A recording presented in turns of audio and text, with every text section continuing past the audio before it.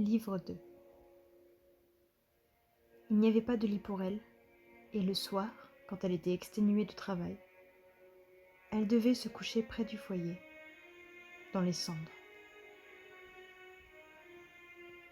Chapitre 9. Transmission réussie des agents pathogènes, annonça Lee. Toutes les réactions semblent normales. Premier signe de la phase 2 attendu vers 1h demain matin. Il frappa dans ses mains et fit tourner son fauteuil face au docteur Erland et à Fatine. Autrement dit, on peut tous rentrer chez nous et dormir un peu, non ?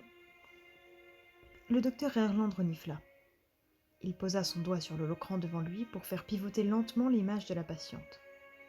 20 petites lumières vertes scintillaient dans son flux sanguin, se diffusant lentement à travers ses veines.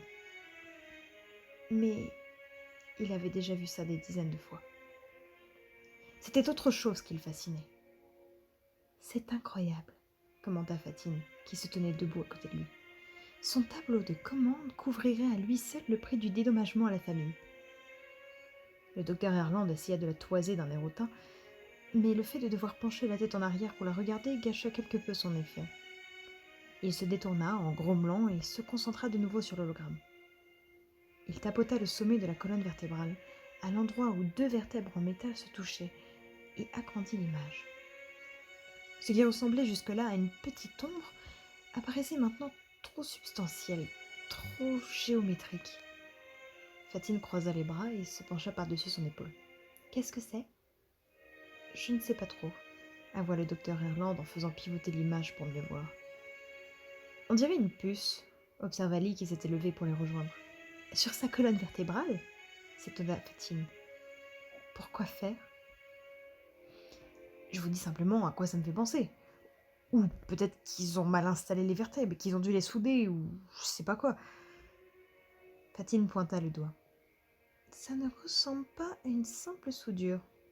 Regardez ici, les arêtes, comme si c'était branché sur... » Elle hésita.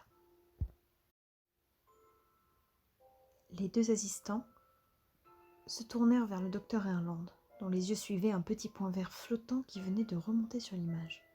« Comme une saleté de luciole, » marmonna-t-il dans sa barbe. « Docteur, » intervint Fatine en ramenant son attention sur elle, « pourquoi aurait-elle une puce implantée dans son système nerveux ?» Il s'éclaircit la gorge, sortit ses lunettes de sa poche de poitrine, les glissa sur son nez et répondit. Peut-être que son système nerveux a subi des lésions traumatiques. Lors d'un accident d'over, suggéra Lee. Les lésions de la colonne vertébrale étaient assez fréquentes avant la généralisation du pilotage automatique. Le docteur Erland gratta l'holocran du bout de l'ongle pour faire un zoom arrière sur le torse tout entier. Il plissa les paupières et ses doigts s'agitèrent au-dessus de l'image. « Qu'est-ce que vous cherchez ?» demanda Fatine. Le docteur Erland laissa retomber sa main et détailla la jeune fille immobile de l'autre côté de la baie. Il manque quelque chose.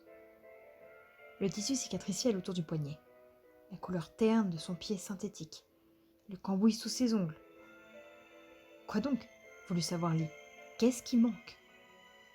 Le docteur Erland s'approcha de la baie et posa une main moite sur le rebord.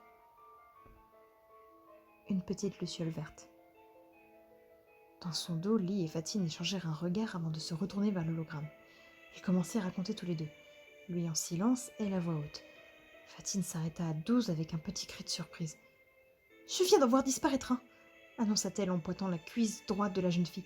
« Un microbe.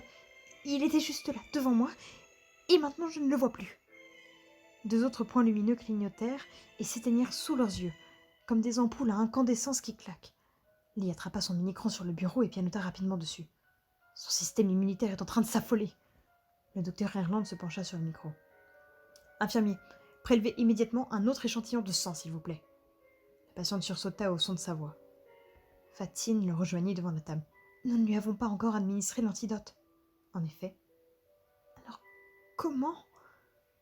Le docteur Erland se mordit à l'ongle pour chasser la sensation de vertige qui s'emparait de lui. « Je veux revoir cette première analyse de sang, » dit-il. Il se dirigea vers la porte, osant à peine quitter des yeux le jeune cyborg. Quand tous les microbes auront disparu, faites-la conduire en salle 4. La salle 4 n'est pas équipée pour la quarantaine, lui rappela Lee. Je sais. Elle ne sera plus contagieuse. Le docteur Erland claqua des doigts et demandait à l'infirmier de la détacher.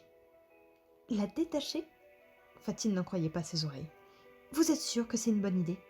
Vous avez déjà oublié sa réaction face au droïde infirmier? Lee croisa les bras. Elle a raison, je ne voudrais pas me prendre son poing dans la tête si elle se met en colère.